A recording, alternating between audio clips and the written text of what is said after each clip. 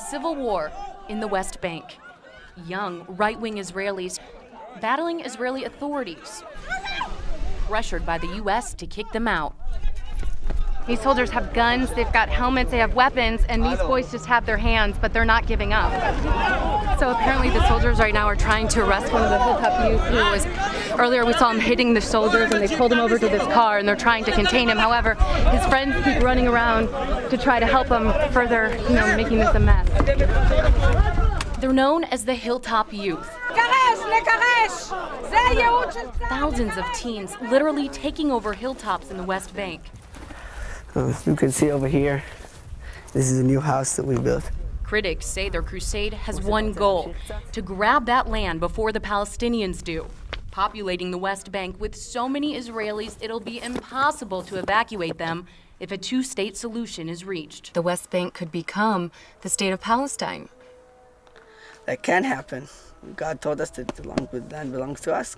You can see it's pretty strong, most of the rocks don't move. Still embraces. 18-year-old Yedidia is a Hilltop Youth leader.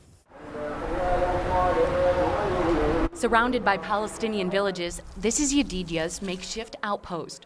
The boys live here without electricity, running water, and they sleep on the very ground that sprouted this conflict, hoping one day these small shacks will become large communities. You're taking a look at a pile of rubble that used to be 3 homes out here on this illegal outpost, but Israeli soldiers came here 4 months ago and they just bulldozed them all down, something they're often ordered to do. It didn't really matter though, because within 2 days, the boys rebuilt. These girls live on a hilltop not far from Yedidia's, and they have found a clever way to outsmart authorities. The girls literally live here in a cave because it's hard for the soldiers to tear something like this down, and all of the Hilltop Youth came out here and they dug this out. They don't have advanced tools, literally by hand, just chipping away. You can see the lines here on this rock. People talking about destroying the whole West Bank, everything, only destroying and destroying and destroying. We want people to talk about building and building and building. And it's that desire to build that has caused this confrontation. The Hilltop Youth are protecting this tractor trailer from seizure. Its load contains enough supplies to build just one house. Front and center in all of this, take a look at that. You can see the white hat. That's Daniela. She's guarding the truck. She really fights for these kids, and she's like a mother to them. Daniela Weiss, once a Hilltop Youth, she successfully turned an outpost into a large West Bank settlement where she's lived for 30 years. We are not in the West Bank. We're in Samaria. What is a bank? What is a bank of a river? So you guys don't consider this the West Bank? No, a bank is a narrow thing. And this is the major part of the land of Israel. Without this, we are left with a tiny Tel Aviv as a result of an agreement. Admired for her passion, scorned for her extremism by the majority of the 300,000 Israeli settlers who have their government's permission to live here.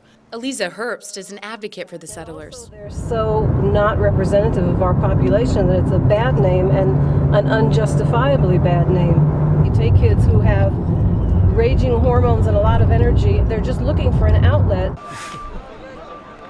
Back at this brawl, witnesses say members of the Hilltop Youth set fire to a Palestinian's olive grove.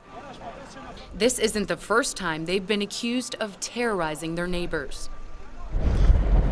We're in a Palestinian village, and this is Jamil, and he's an American citizen from Chicago, and he's taking us out to his field right now where he says that some of the Hilltop Youth cut down 300 of his olive trees. See where someone took a saw and just sawed them right off the side of the tree and then pushed them over, and they did it all over this field. It's literally like a tree graveyard out here. What you do, he lose a lot of money, he lose a lot of oils.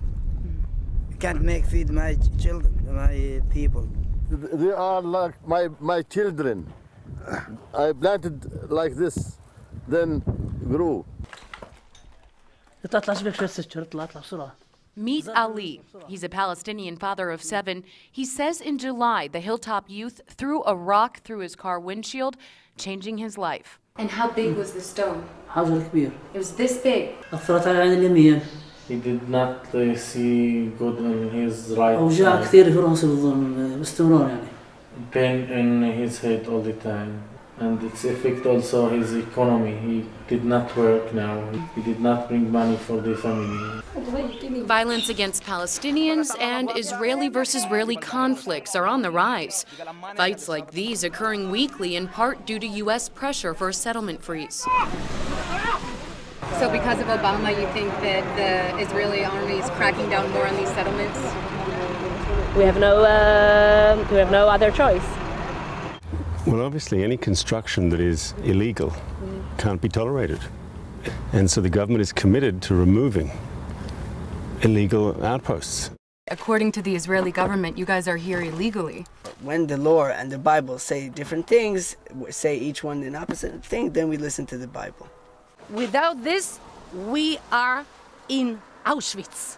This is what it means. And this is what young people should know. And this is what the President of the United States should know. That without this bank, we are in Auschwitz. This time, the youth are outnumbered, forced to surrender their supplies. This battle lost, but the war far from over. Are you guys ever going to stop building and expanding here in the West Bank? Never, never, never will we ever stop building or limiting or freezing, because this is our home.